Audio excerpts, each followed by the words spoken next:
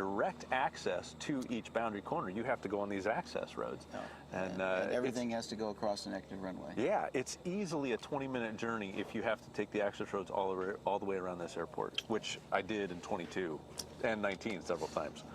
So next coming up is Micah Reynolds. Let me find his bio. It says he's flying a Staudacher S600. So what's the difference between a Staudacher and a Panzel? Boy, that's a great question. Let's see here. One was involved with Mr. Panzel and one was involved with Mr. Staudacher. Exactly. They probably both have Staudacher wings, though. So we have him on he's final. From Jefferson City, Tennessee. He's a professional pilot.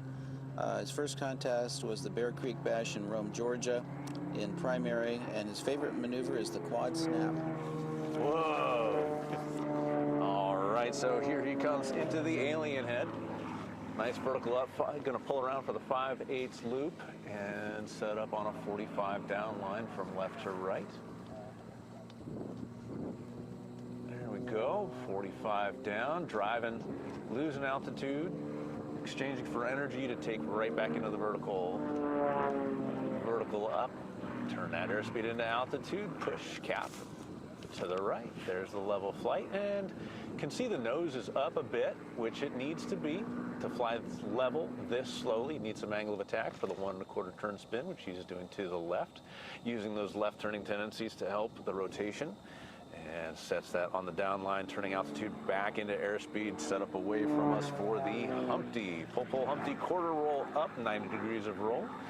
Should be a right roll. There it is, to the right, and now a pull into the wind.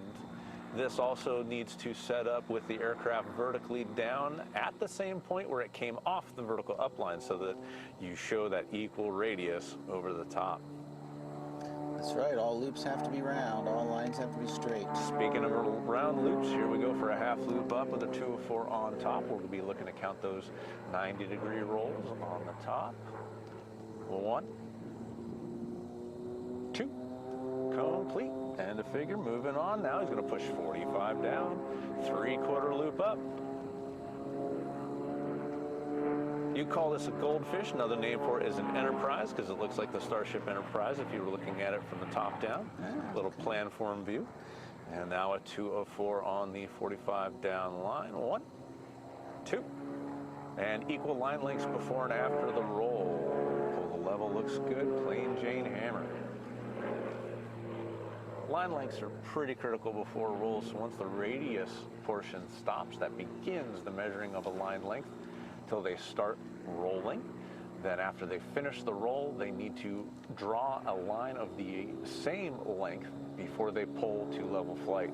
Any deviation in that line length results in penalties depending on the amount of deviation. At a time when your airspeed's constantly changing, right? Oh, yes. And no distance markers in the sky.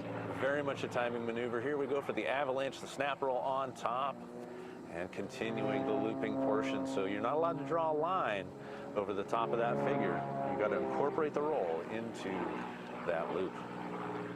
Now we have the half Cuban 5/8 loop up, trying to compensate for the wind, maintain that equal radius, set the 45 down, and half roll to upright. See how they pop off that line, really helps you tell where that line length ends, helps the judges give a really accurate score. In for the wedge, vertical up, and this doesn't have any line length criteria to it. You take it up as long or as short as you want, and then you start to pull over the top to the 45 down line. Half roll upright, back to level, trying to make that equal line length afterwards and maintain the same pitch, and a half loop up. And a 2-point roll on top, so he starts inverted, rolls upright, pauses for a second, and rolls back inverted. And a figure, now the inverted 180-degree competition turn.